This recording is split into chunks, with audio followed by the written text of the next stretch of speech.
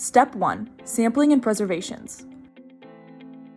To begin, peel open the swab package carefully, then gently dip the swab tip into the buffer preservation solution. Swab the target area or object by applying downward pressure while simultaneously rotating the swab tip to ensure sufficient contact between the swab tip and the surface. After swabbing, carefully insert and snap off the swab tip into the preservation buffer tube. The preservation buffer inactivates any virus in the sample and preserves the viral RNA for later testing. Close the tube tightly and gently invert 5 to 10 times to completely wet the swab tip. Wait at least 5 minutes before proceeding to Step 2. Step 2. RNA Purification. Label the spin column and elution tube with identifying information for each sample. Add 300 microliters of ethanol to each preserved sample and gently invert tubes 3 to 5 times to mix. Then, add the sample from the preservation buffer into the spin column and close the cap.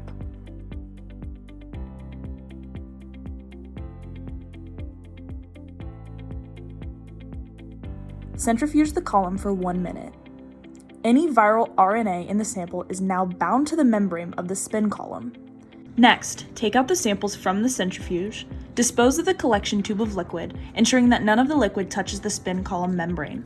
Afterwards, fill the spin column with wash solution number 1. Centrifuge the column at max speed for 1 minute. Once complete, take the samples from the centrifuge again, disposing of the liquid, ensuring none of the liquid touches the spin column membrane. Then, fill the spin column with wash solution number 2. Centrifuge again at max speed for 2 minutes. These 2 washes help remove proteins and other contaminants such as disinfectants present in the sample. Take out the samples from the centrifuge once again and dispose of the collection tube of liquid. Place the column in a new elution tube and add 50 microliters of elution buffer directly to the spin column membrane. Let sit for 1 minute.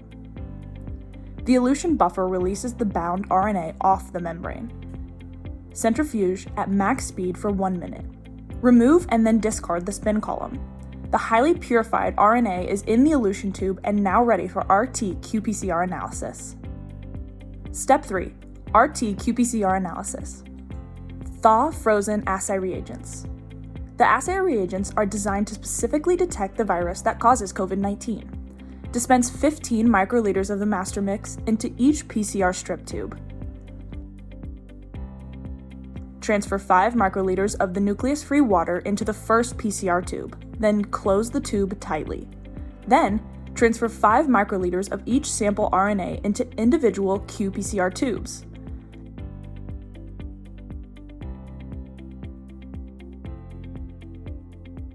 Leave the last qPCR tube with no RNA if adding an optional positive control.